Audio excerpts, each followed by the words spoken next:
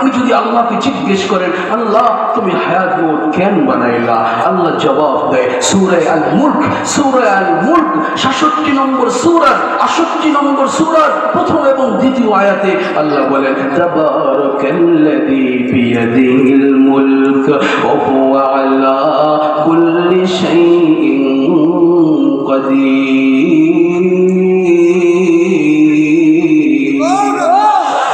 الذي خلق الموت والحياة ليبلوكم أيكم أحسن عملا আল্লাহ বলেন পবিত্রতম সত্তা মহান আল্লাহ যিনি সব কিছুর কাদের, যিনি সব কিছুর কাদের। আল্লাযী খালাকাল মাউতা ওয়াল হায়াত, যিনি মওত এবং হায়াত বানিয়েছেন লিয়াবলুয়াকুম আইয়ুকুম আহসানু আমালা, যাতে তোমরা তিনি পরীক্ষা করেন, ইন্টারভিউ করেন তোমাদের মধ্যে কেউ ভালো আমল করে কি মন্দ আমল করে। ও মুসলমান, যারা ভালো আমল করবে তাদের সাথে কি আচরণ করবে, আল্লাহকে যদি কথা আপনি জিজ্ঞেস করেন আল্লাহ তাআলা জবাব দেয় সূরা ফুসসিলাত 41 নম্বর সূরার 30 এবং 31 আয়াতে আল্লাহ বলেন ইন্নাল্লাযীনা ক্বালু রাব্বুনাল্লাহ সুম্মা ইসতাকামু তাতানাজ্জালু আলাইহিমুল মালায়েকা আল্লা তাখাফু ওয়া লা তাহজানু ওয়া আবশিরু বিল জান্নাহ।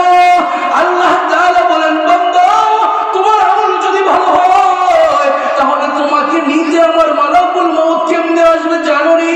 আল্লাহ বলেন বান্দা তুমি যদি পারো 114 সূরার মধ্যে 41 নম্বর সূরা ফুসসিলাত 30 এবং 31 নম্বর আয়াত পড়ো, এর জবাব তুমি পেয়ে যাবে।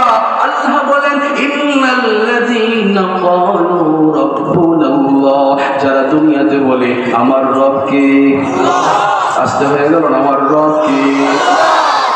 ইন্নাল্লাযীনা ক্বালু রাব্বুনাল্লাহ সুম্মা ইসতাকামু, এরপরে অটল অবিচল থাকে, তার মানে নামাজ পড়ে, রোজা রাখে, আমলে সালেহা করে, সব করে, তো কি হবে? আমল ভালো হয়ে গেছে। তাতানাজ্জালু আলাইহিমুল মালায়েকা, মৃত্যুর ফেরেশতা মৃত্যুর টাইমে হাজির হবেন, মাথার কাছে বসবেন, পায়ের কাছে বসবেন, আর মাথা পানি দিবেন আর বলবেন লা তাখাফু ওয়া লা তাহজানু, আল্লাহর বান্দা ভয় করো না, চিন্তা করো না, টেনশন করো না, তুমি একা না, এখনো আমরা তোমার সাথে আছি, কবরেও থাকবো, জান্নাতে পৌঁছানোর আগ পর্যন্ত আমরা তোমার সাথেই থাকবো। ও মুসলমান, পক্ষান্তরে আমল যদি ভালো না হয় বাবা, নামাজ যদি ঠিক মতো না হয়, আমল যদি সুন্দর না হয়, তাদের সাথে কি আচরণ হবে?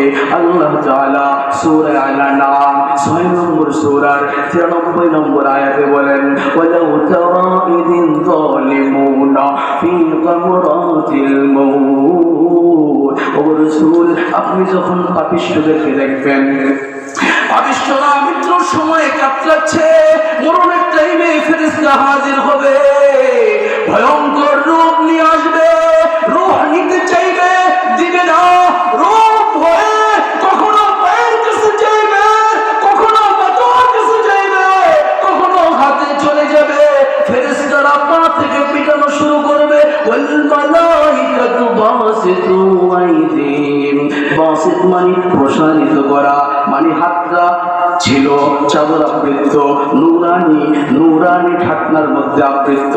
এবার ফেরেশতারা হাত খুলবে, অদ্রিবু বাইরে থাকবে, পিটাতে থাকবে, আর বলবে জালিম, আল্লাহ তোকে সময় দিয়েছিল, তুই নামাজ পড়ছ নাই, 1-2 বার না 5 বার তুই তোকে ডেকেছিল, তুই নামাজ পড়ছ নাই, আল্লাহর ডাকে সাড়া দিস নাই, আজকে দেখ তোর কি হালত হইতেছে, কি অবস্থা হইতেছে।